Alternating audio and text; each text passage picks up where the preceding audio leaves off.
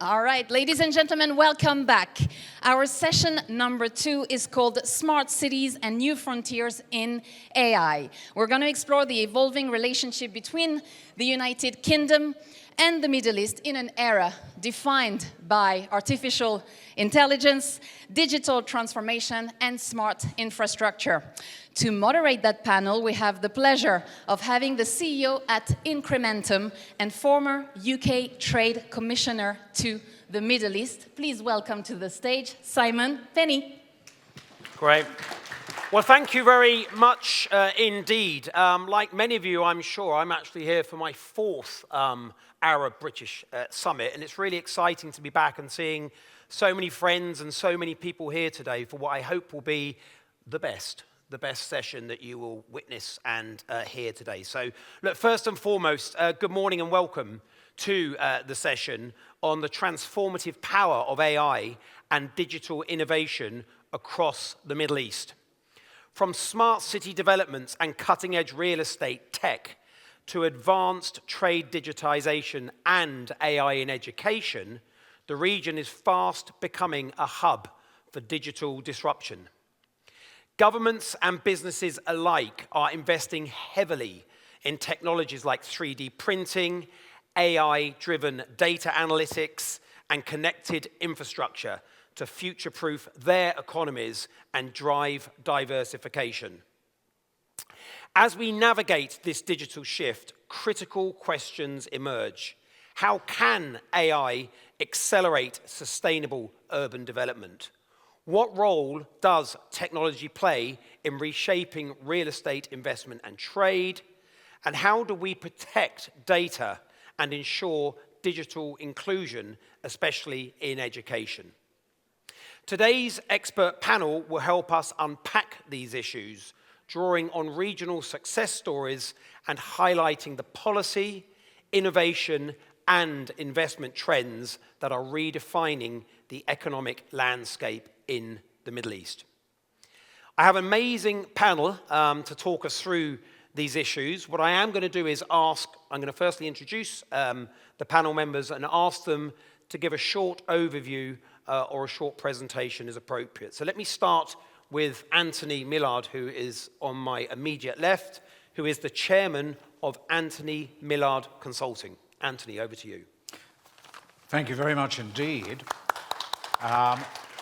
It's tremendous to be here and to have such a far-ranging audience. But I'm going to start by just saying a little thing about myself. I'm an educationalist, first and foremost.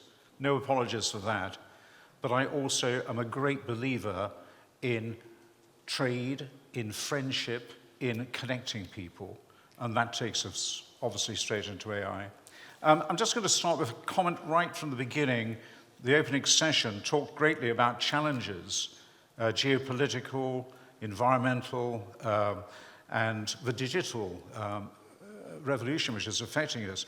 I see the world as about opportunities, much more than challenges. And I'm going to elaborate on that a bit further in a few minutes' time. Simon. Thank you very much indeed. Andrew, if I could pass over to Andrew ELIA, who's the Managing Director of ARISHI. Hello, everyone. Good morning and thank you. So I'm from ARISHI. We're a technology company originally established in the UK in 2002. We started working in the MENA region in 2018, and we work across the region and have done since that time. Great. Maybe I could Thank you. pass over to SAIED, JOUDA. Yeah. Good morning, all. Assalamu alaikum. Very happy to be with you today again. It's my 2nd time. Very excited to be here. I am SAIED JOUDA from Faris for Networks. I came from Tripoli, Libya, with a presence across the Middle East region. Hopefully, we will have a very good, presentation today to talk about AI and its impact on our business. Thank you. Thank you. And SARFARAZ Alam, who is the CEO of HASHMOVE. Assalamu alaikum and good morning, everyone. Every smart cities requires some smartness when it comes to infrastructure and facilities. When it comes to trade, it's all about how the conducive environment is to provide those flexibility to the businesses who can actually do their transactions freely and digitally. And today we're going to talk about a digital transformative platform which are going to change the trade facilitation experience for between UK and Arab League countries. So inshallah, looking forward to it. Thank you. Super. Thanks. Fantastic. Thank you very much indeed. Well, maybe Anthony, if I can hand over to you. I know you've got a few slides that you'd like to share with the audience. Thanks very much.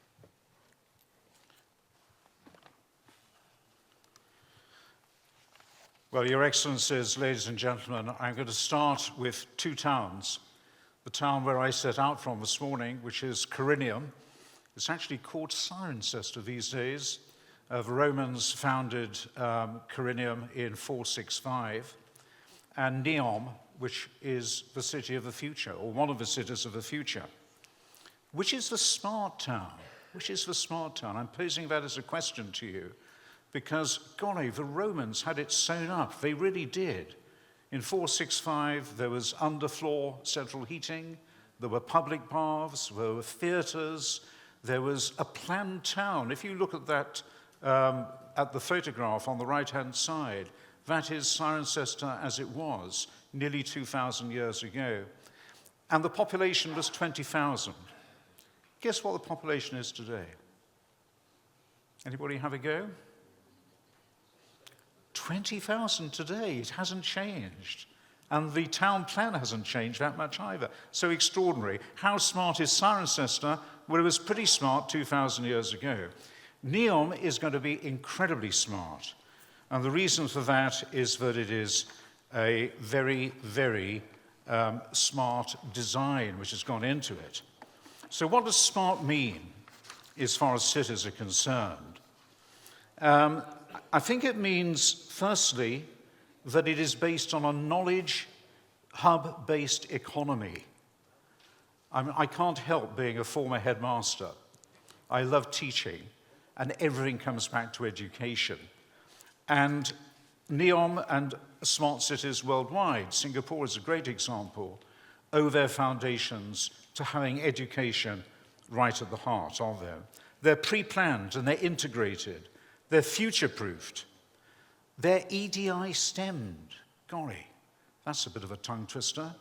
In other words, they've recognized the need for equity, for diversity and inclusion to underpin the city life. Kiwis was one of my subjects at school, was Latin, and Kiwis was a city, or a person who lived in a city. And of course, that's where the word civilization comes from.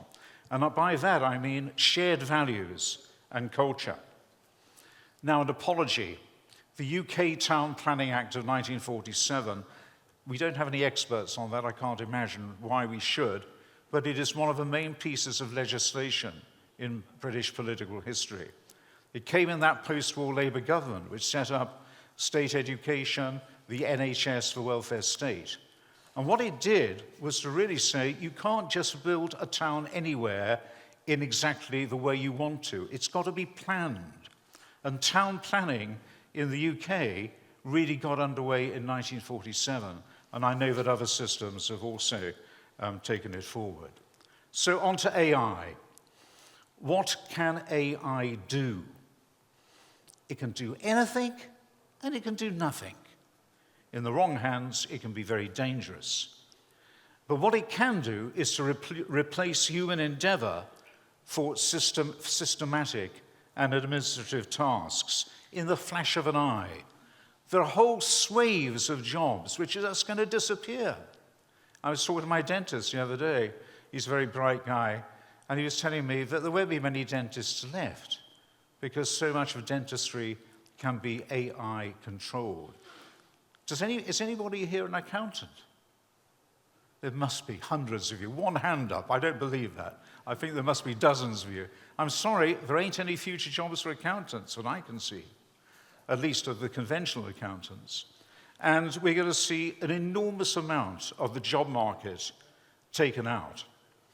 We're going to liberate education. This is close to my heart, because teaching can be now focused on what children actually need and we can measure their attainment and assessment using AI. So it's going to liberate education for real learning and for critical thinking, which is so important. And above all, it's going to pave the way for a global economy maximizing wealth through human capital. I heard that phrase used today. You don't hear it used very much these days, human capital. It was used 50 years ago by an American professor, Theodore Schultz, and it certainly shaped my life as a young economist. And we will get progress through international trade and specialization. How anybody can expect trade to prosper in a regime of tariffs and trade protection, I really do not know. If you know somebody who does, you might tell them they're wrong. Okay, so what can AI do? What can't it do? Well, creativity is obviously the very difficult area. As a human being, and assuming there are still human beings left, creativity is what I hang on to. My children tell me that AI can be creative. I don't see how it can be as creative as human beings are, but they normally think that I'm wrong. Wisdom and judgment, also they think that I'm pretty low on, my children, but I think an integral part of our need to control AI is to look after wisdom and judgment. Empathy. Empathy is so important because it's not logical. And it's not being on send, it's being on receive. How well do we receive messages from other people? If we're sending all the time in an AI way, we're not going to get very far. And then there's Vision 2030. The Crown Prince of Saudi Arabia, his Vision 2030 is a driving force in the Kingdom of Saudi Arabia. And it's all about the future to the extent of trade, of education, of culture, of an internationally facing knowledge hub, of eco-balance and sanity, and of energizing culture. So, future-proofing. Are we on to that page? Maybe we're not. Yeah, future-proofing. One thing which really depresses me as an aged schoolmaster is to read about schools that ban children from having smartphones. I mean, we all know the danger of smartphones amongst young people.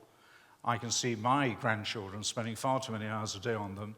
But on the other hand, to actually tell a child they can't use a smartphone and learn through the internet is absolute madness.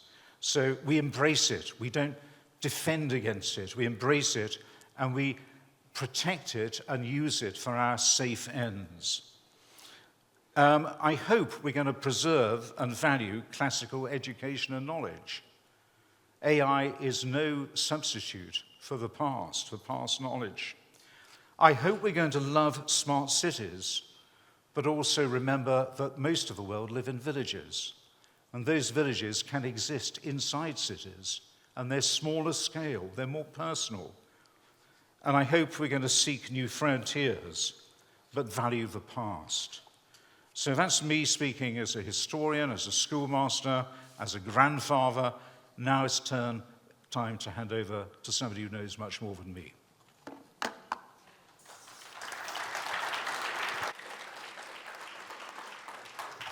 Great, thank you very much, Anthony. We'll build on some of those points you made in the panel discussion afterwards. But if I could hand over, Andrew, to you, please, for your words. Thank you very much, Simon.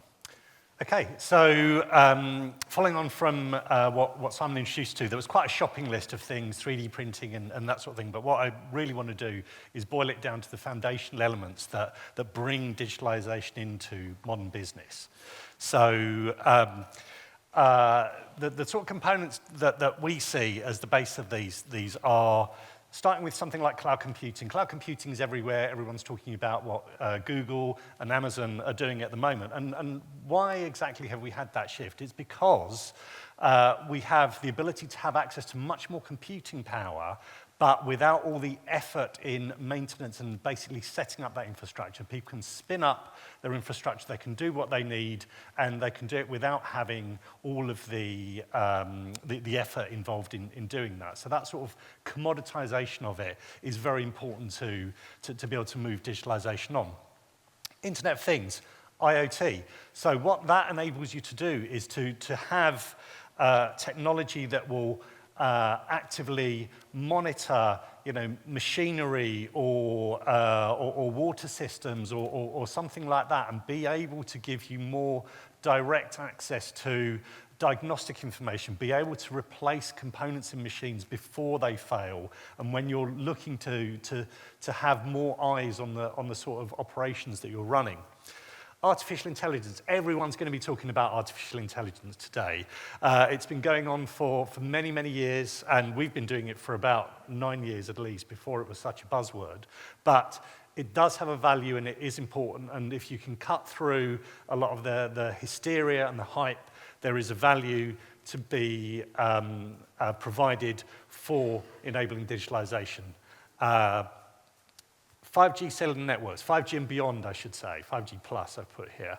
So where you can have remote systems, anywhere where you need a computing device, particularly when you're bringing in IoT devices, the fact that you can deploy and connect systems together in places where you wouldn't normally receive connectivity, it's a big move forward to getting things digital. And then finally, immersive technologies, so augmented reality, virtual reality, mixed reality, all of these sort of things are enabling training, education, the ability to help people visualize things in terms that they understand and more rapidly and more accessibly than ever before. But what's driving all of this? So it's all very good to talk about all these technologies and how wonderful they are, but why do we need them? Why are they actually going to be useful for what we're doing? So the first thing is customer expectation. Customers want more and more. They have the expectation when they buy something on Amazon and it arrives in a couple of days that everyone else now has to meet that standard, much to the ire of all of the other people who've been in the retail industry for decades or even centuries.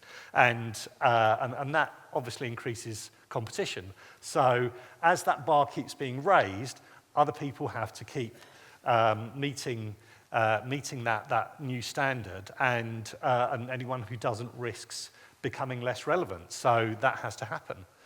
Now, as you can imagine, the more you bring digitalization in, the more you reduce that dependency on manual intervention, you're going to have savings in cost, time, and people can make better use of the time that they have, which means that businesses can scale better. And then, of course, there's legislation, government policy. So a number of governments, and particularly in the Middle East, actually, are pushing to try and get more businesses to do things digitally because they know it's better for their economies. So it is a good thing. And speaking as someone from a technology company, I can tell you it's a fantastic thing with complete confidence. But obviously, as I said before, improving efficiency is a big part of what digitalization does. We're reducing the amount of times where people have to manually crank the handle, type things in, rekey things, forward things via email. If all of that can be automated and digitalized, then it just means your business goes further. It means that things go faster because the computer can do these things faster than someone can copy and paste something in their own time. And of course, there's a reduction in cost because it means that you're not expending valuable people time on things that are more menial that a computer can do. Now, the less positive side of things is the more compute you have access to, the more your business is potentially open to attack. Now, that's simply that the more points where you have a computer, the more attack vectors there are for people to come in. So you have to make sure you're monitoring that and you're fortifying your systems as you go. And very often people who are very excited to introduce computing and automation into their systems don't think about it. Years and years ago, when wireless networking came in, and a load of banks in the square mile started to introduce it, and they thought, this is the most fantastic thing ever, a lot of them didn't realize that the default password was password. So it took a journalist with a Pringles tube driving up and down Bishopsgate, marking all of the insecure networks they could find to wake the industry up to say, you need to be a bit more in your game with this sort of thing. And that hasn't changed, that message hasn't changed. Implementation issues. In the rush for people to be more digital, very often, unfortunately, people cut corners, they choose the wrong suppliers. By the way, I can recommend a really good one if anyone wants to see me afterwards. And so people tend to lose confidence in digitalization. Digitalization is not the issue in these circumstances, it's the people who are implementing it. So make sure you choose skilled implementers to do this. The other things that can happen is, just as we said before about the competition, the bar being raised, the digital gap is widening. Now, in the UK, we're generally on a slightly more leisurely pace in our approach to digitize government services and things like that compared to the Middle East. But one of the trends we've noticed, particularly with AI, is that the UK is now a lot more ahead and embracing AI a lot more than we've seen in the Middle East. So anyone who's visiting from abroad, now's the time to catch up. So it's literally adapt or die in these sort of cases. But the other thing, in the rush for people to do this, is that very often people don't look at how to standardize things. And with all the hyperscalers, the cloud providers, the Googles, AWS, Microsoft, they all want people to do things their way. And very often there isn't the interoperability that perhaps would be desirable. So the thing to watch out for is that people do things in different ways. So any strategy you need to bring in, you have to make sure that everyone can talk to one another. And with that, thank you very much indeed. Thank you very much, Andrew. Said, if I could hand over to you, please. Okay.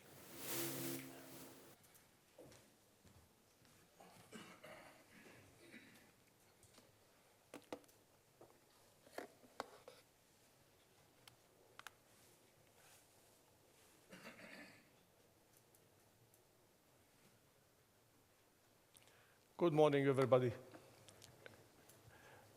Today, I want to talk about AI. AI now is a very, very important factor in all of our lives. As a father and as a businessman, I can see that we are in an era where AI will change the whole of our lives. I will try today to concentrate on education, healthcare, and oil. So, if we are talking today about AI in education, and this is a very important subject for everybody, because enhancing education is enhancing of all of our lives. What we are facing in a lot of countries in the Middle East especially, that we have skills gap in graduates. We have very, very good universities, but the output of the universities is not matching the requirements of the market. So after 4 or 5 years in the university, we have to teach our children again how they can catch the market and how they can get a job, which is a very, very big challenge in front of all of us. Second, we have a limited quality access. Middle East countries normally is a big areas. I mean, I listened the previous section to our friend from Algeria. It's a very, very big country. Libya is where I come from, is a very big country as well. So we have a lot of remote sites and villages that they need suitable access to better education, that AI can do the impact on that. Third thing is the high teacher-student ratio. And this is where we can see it in Egypt, we can see it in Sudan, we can see it in Morocco, in some countries across the Middle East, where, the teacher is in front of 40 or 50 students in the class, and there is a very important subject, and they have to learn, and there is a big limitation on that. These are very, very small challenges in front of us, in front of the future of our children.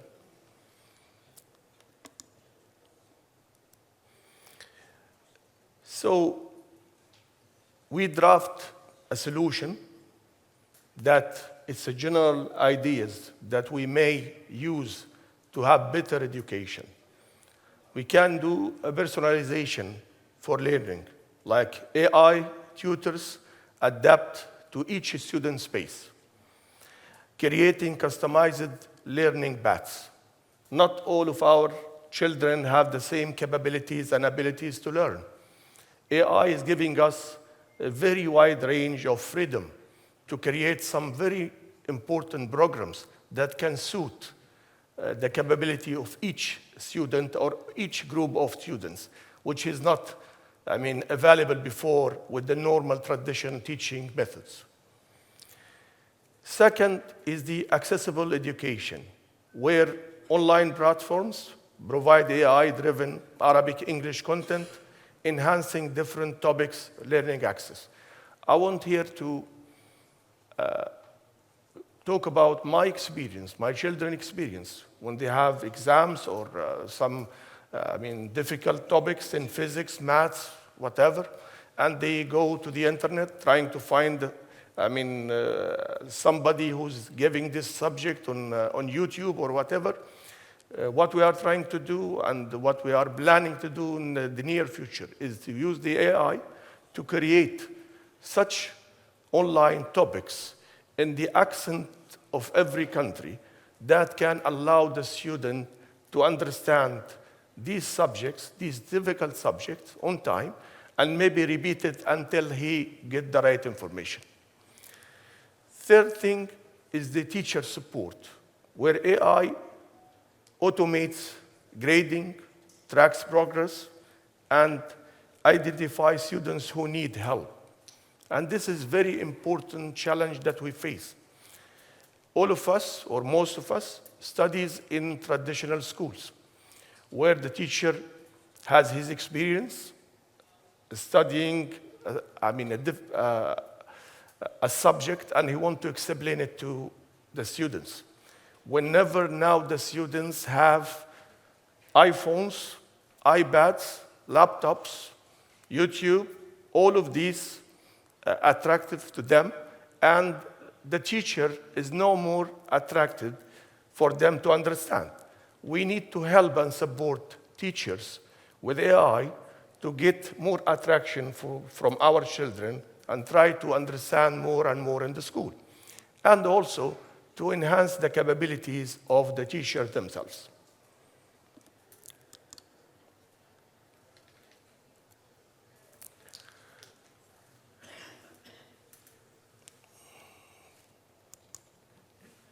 Okay.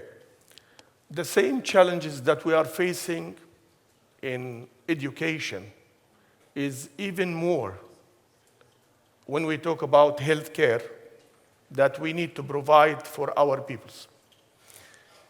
We have different challenges across the region, like significant shortage in healthcare professionals lead to increased patient wait time and reduced access to care.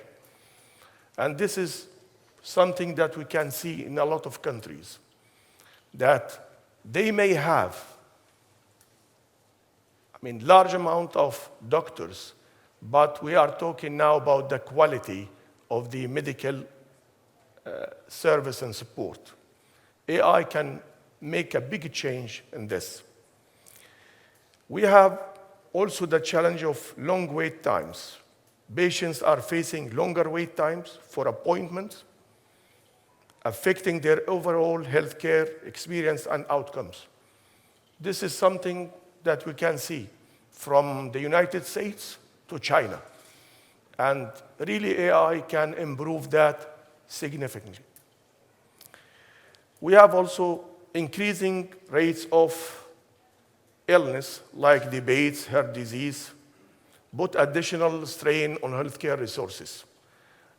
This is something that, in the meantime, we can see a lot of challenges, a lot of hospitals, long queues waiting, that can effectively help them by inserting AI programs into the management of the hospitals and the management of, the illness itself.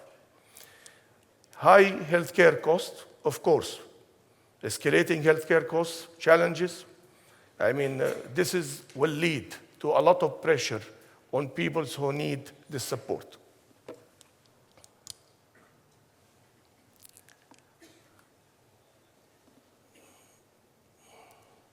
Okay, so what we can do is early diagnostics, and this is, all of a sudden, I saw that 3 days back with my daughters. One of them, she is trying to tell the other one what exactly she has to take. Of course, this is very dangerous, but this gives you an idea how AI now is taking part of our mindset and how we can use it for much better future of our peoples. Telemedicine, of course, remote consultation. We can have a very, very good doctor in the UK who's supporting people in the middle of Libyan Sahara, or he can give some consultation in people's, in Tunisia or Algeria. We need this experience to serve peoples. Last thing is the efficient hospitals. This technology can increase significantly the management of each hospital, reduce the cost, increase the capacity of the hospital to serve people.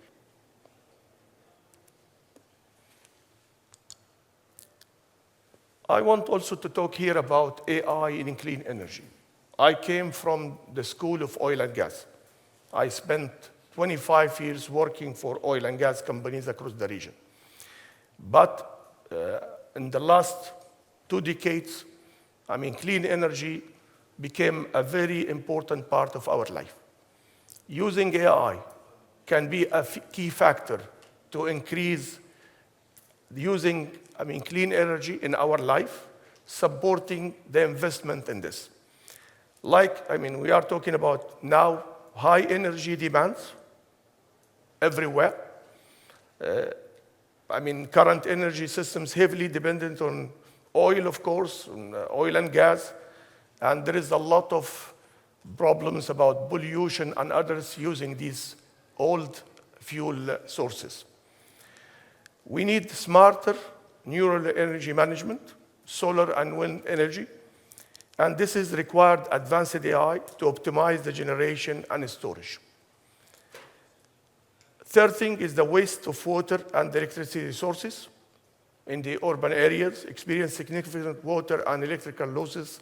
That urgent solution could be reduced. And I saw the impact myself.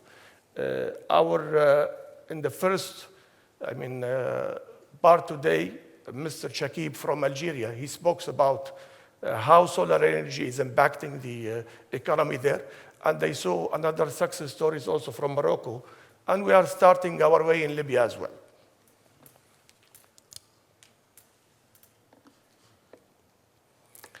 What we can do, for clean energy, of course, we can do smart grids. AI balances energy supply. We can do predictive maintenance, which is very, very important factor, not only in clean energy, in everything, in our industrial cities, in our water supplies, in our oil and gas, in our electricity sources. And also, we can do a lot of energy sources saving, which impacting a lot, reducing the pollution on the planet.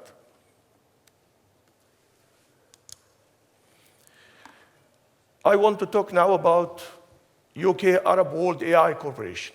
We came here to strengthen the relationship with the UK. We came here to know and to meet people who are ready to support us and cooperate with us in the journey of trade, friendship between UK and Arab world. And what I can draft here, UK strengths, part of it, leading AI research, a lot, I'm following that a lot, big time. There is a lot of startups. There is a long time cooperation between UK and Arab world, like 100 years, that can support this relationship. In Arab world, we have rapid adoption and investment capabilities. We like new technologies. We like to move with the new technologies everywhere. And there is a very, successful stories everywhere, from Dubai to Saudi Arabia, also to Egypt, North Africa, which we can use as an example. We can do joint opportunities, creation of AI labs in education, healthcare, and energy sectors for mutual benefit. And this is, I am honorably inviting all interested, UK companies to come over to our country where we can jointly invest in this. We can combining strengths, between the British technology and the Arab funding and the Arab markets, of course. And at the end, we have to concentrate on local talent development. People on ground, they will make the change. Our young engineers, our young doctors, our young professors who will do the change over our countries and enhance the life of the peoples. Last thing, this is my last slide. Invest, collaborate, act. AI is not in the back, it's ahead of us. We are ready to discuss and to see where we can fit together in this sector. Thank you very much.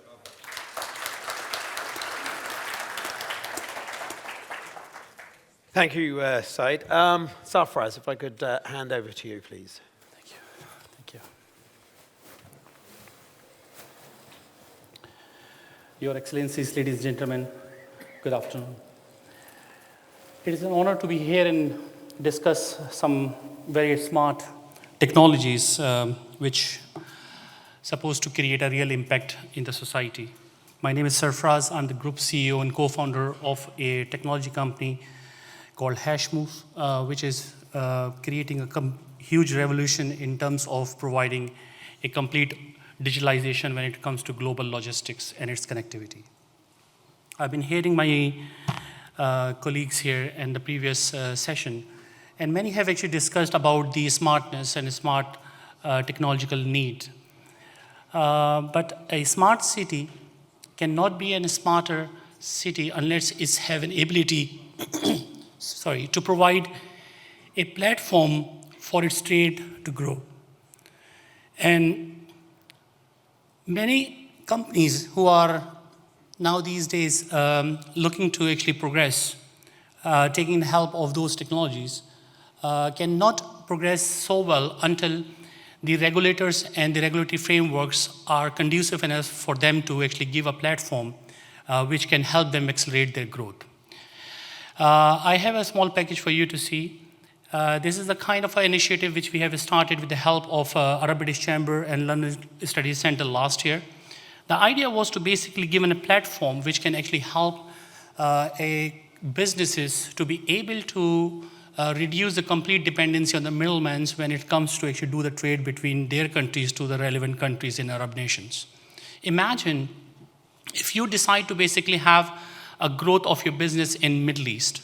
While you're sitting in the UK, you have no idea how your actually goods to be received there and how it's going to go into the hand of consumers. Your reliance is nothing but those middlemen who basically are responsible to take your goods from here to there. And we are here in 2025. We're talking about AI, we're talking about advanced technologies. And yet we do not have a platform which can help us to be able to actually deliver our goods to our consumer hands with our satisfaction. And vice versa. Many companies in the Middle East have wanted to have an access into established countries such as UK and Europe, but their ability to be able to provide their finished goods in hand to consumers are next to none. And with this initiative, which we started last year, It is a kind of innovation and kind of transformation which we have envisaged, which are now set to transform this complete digital trading between UK and Arab League countries. Have a look at this trade facilitation platform, and then we'll talk about it a little bit later.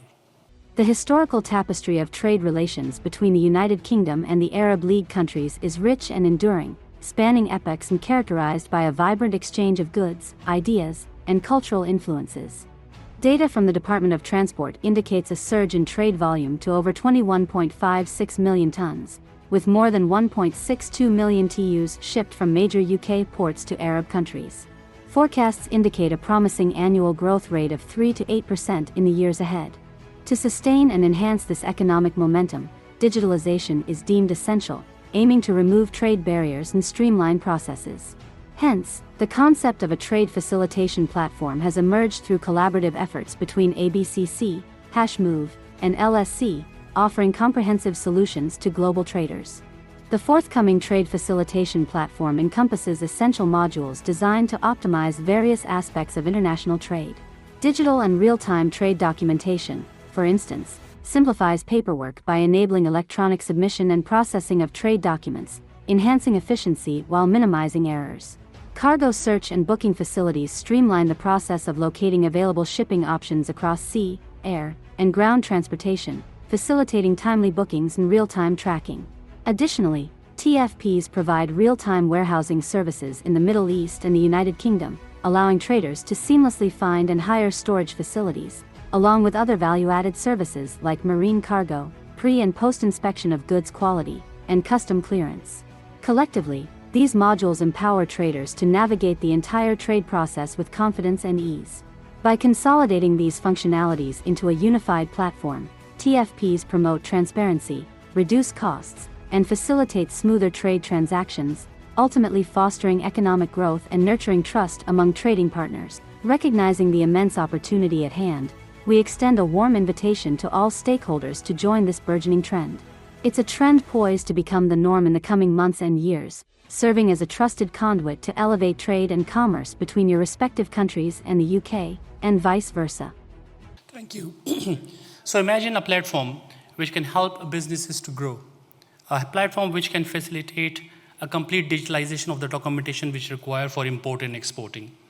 The first part of this platform has already been launched with the help of collaboration between us and the British Chamber this early part of the year, where all the consular and trade-related platform documentations are now digitally available. There's no need for anybody to basically come and actually apply for those. The second part is where we are actually connecting every facets of logistics together, whether it's the shipping, marine line, air cargo, warehousing, all export documentation, import documentation are going to be through one single platform. And by connecting this together, we are creating and paving a way for this trade to flow like never seen before. This is an era for digitalization. This is an era for AI. It's not a matter of when it's going to come, it's already there. And with the help of digitalization, we can only foresee a complete growth of it to the tenfolds to the power of the AI. So I keep my presentation very short and actually welcome any and everyone in this room who would like to basically get benefit from this kind of digital advancement, which now is a reality and is there to basically there for a very long time. Thank you very much indeed, and look forward to actually have your answer. Thank you very much indeed, panel. I'm conscious that we're actually quite time constrained now, so if I might, I've got one question which I'd actually like to each ask of the panel members. So having listened to the last four presentations, one of the questions, the question I'd like to ask is, what are the biggest opportunities and challenges that business face when transitioning from manual to digital and AI-driven systems? And is the perception that digital transformation is costly and often prone to failure a fair one? So maybe if I could start on my left, Anthony, and ask you that question. Simon, it's a very hard question. I mean, the first thing I would say is that AI is not prone to failure. I mean, that's a totally negative and wrong way of looking at it, but it needs to be treated with great care in order to extract its main advantage. I go back to what I said earlier. and it comes obviously from education, which is my world, and that is the enormous potential to liberate educators to do real education. Because how I was taught and how Shakespeare was taught 400 years ago bears no resemblance to today's classroom. And using AI, we can measure, we can direct, we can monitor, we can be specific in assisting each individual child and young person to maximize their potential. There should be no fears about it. We should embrace it. We should go for it. Brilliant. Thank you. Very good. Andrew. Thank you. So following on from what Anthony said and what I mentioned in my brief talk as well, at the end of the day, people have to remember that AI isn't magic, it's software. And so implementing AI means that you just need to understand what is the problem you're trying to solve. And so with any project like that involving software or otherwise, you have to understand the working processes, the workflows, and all the people who are involved, and make sure you're solving all of those challenges that go on. Where we see the failures are when people try and put the cart before the horse. They try to say, let's just stick Copilot in there and everything will be peachy. That's not even looking at the problem. That's just literally putting the solution and then trying to change the requirements to meet it. That's guaranteed to fail. So the short version is that you have to listen before you talk. Yeah. Brilliant. Thank you, Andrew. Yeah. SAIED. To be honest, I mean, I'm supporting a lot what Anthony said. I mean, AI is a great opportunity, especially when we talk about increasing the knowledge of the people surrounding the planet. And it's speed up the process of the education and enhance the quality of that.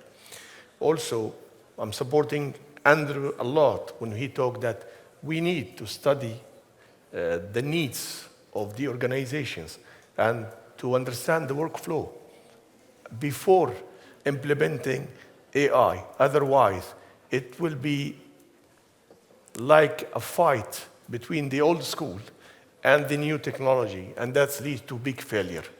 It is about that we have to adapt, that AI will become a part of our life, and we need to know what is the best way to implement it in our organization, education, healthcare, whatever, to have a better life for everybody. Thank you. Thank you. Well, you know, the day when human beings started to use a smartphone is the era when the AI was in their hands already. So it's not a new thing. It's how much we can realize it, it's best for us. Fact of the matter is that whether someone would like to have it or not, it's not going to be the question. They have to have it. So in order for them to understand and how it's going to create an impact, because it's only a tool which can accelerate them to do their things much faster and in a shorter span of time. And when it comes to getting scared by this kind of technology, I don't think now is a time for anybody to think about it because they won't have any choice. It's an era of Gen Zs. They are all going to be having it. And like all other eras, you know, the parents always look upon their children and say, you know what, they are more advanced than them. So this philosophy will carry on. So now businesses should adopt it ASAP in whatever way and shape and form. Super. Thank you very much indeed. I'm conscious that we're pretty much at the end of our allotted time. I had a whole heap of other questions I wanted to ask you, particularly around smart cities and the difference between the UK and the Middle East and how you saw the direction of travel. But sadly, time has defeated us. So I'd like to give a big thank you to the panel and thank you for staying with us. Thank you very much indeed. All right, ladies and gentlemen, I heard actually, Simon, that there's one video that SAIED didn't play, actually. So can we play that 2-minute video for the audience, please? SARFARAZ company.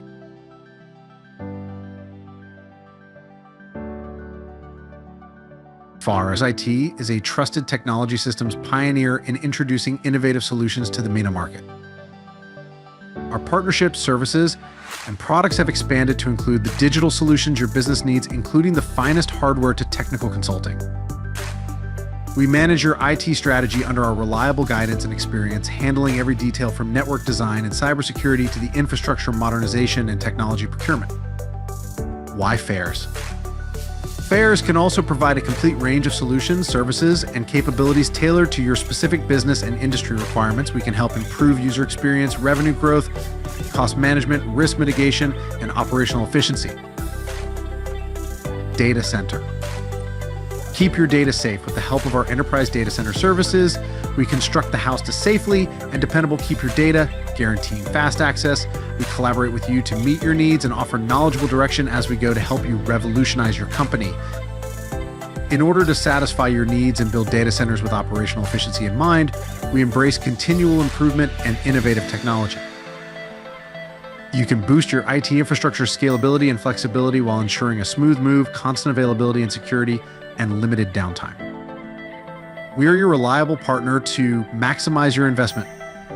Whether your goal is to consolidate, migrate to a hybrid cloud solution, or do remediation. IT Network. For your company, FAIRS offers a professional advice and a committed customer service team to keep your network operating smoothly. We offer you a single point of contact for network design, engineering, installation, and support because of its experience creating network systems for a range of industries. They oversee server infrastructure, lowering expenses, boosting productivity, and offering scalability, all while guaranteeing your company has access to essential IT services. Security systems. We offer the best physical security systems and cybersecurity solutions to protect your physical and digital infrastructure, including information, data, and storage facilities, providing support and tools to ensure optimal security for your organization.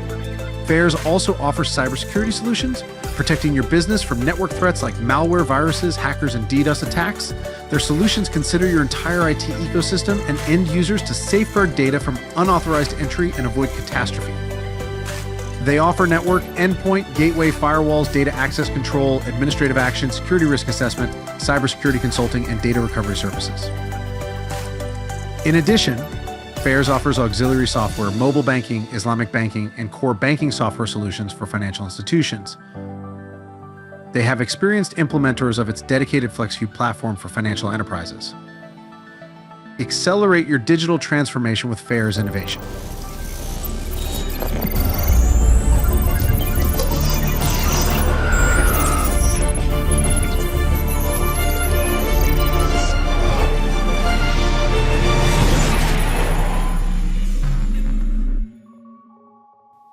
All right, ladies and gentlemen, round of applause for our wonderful speakers in that video, please.